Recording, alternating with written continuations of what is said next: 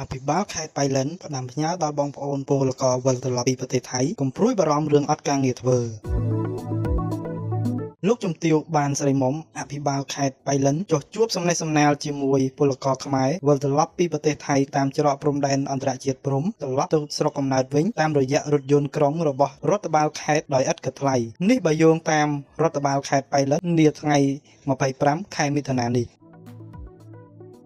លោកជំទាវបានស្រីមុំបានបង្ហាញពីការណែនាំដ៏ច្បាស់លាស់និងជំហានរឹងមាំរបស់រាជរដ្ឋាភិបាលកម្ពុជាក្នុងការសម្របសម្រួលការវិលត្រឡប់ដល់ពលករខ្មែរដោយផ្ដល់ជំនួយទាំងស្រុងក្នុងការឆ្លងកាត់ព្រំដែនការស្នាក់នៅបណ្ដោះអាសន្នការហូបចុកការថែទាំព្យាបាលសុខភាពបឋមនិងដឹកជញ្ជូនបងប្អូនពីព្រំដែនត្រឡប់ទៅស្រុកកំណើតវិញដោយឥតគិតថ្លៃជាពិសេសជួយស្វែងរកការងារក្នុងស្រុកជូនពលករខ្មែរទាំងអស់ជាក់ស្ដែងនៅច្រកទ្វារព្រំដែនអន្តរជាតិខេត្តបៃលិនគឺមានពលករខ្មែរបានធ្វើដំណើរឆ្លងព្រំដែនត្រឡប់មកកម្ពុជាវិញបណ្ដើរដោយរដ្ឋបាលខេត្តបានសហការជាមួយក្រសួងការងារនិងបណ្ដុះបណ្ដាលវិជ្ជាជីវៈរៀបចំទីតាំងត្រៀមទទួលបងប្អូនពលករនៅក្បែរព្រំដែន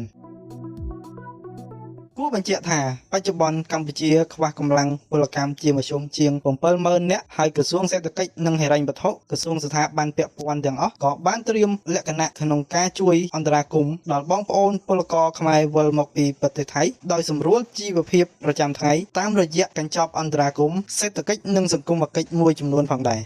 ជាមួយគ្នានេះសមាគមធនាគារនៅកម្ពុជានិងសមាគមមីក្រូហិរញ្ញវត្ថុកម្ពុជាក៏បានជួយសម្រួលបន្ទុកហិរញ្ញវត្ថុដល់ពលករខ្មែរដែលជាប់ជំពាក់បំណុលជាមួយធនាគារឬគ្រឹះស្ថានមីក្រូហិរញ្ញវត្ថុទៅតាមលទ្ធភាពឬក្នុងមួយរយៈពេលកំណត់ណាមួយដែលអាចធ្វើទៅបាន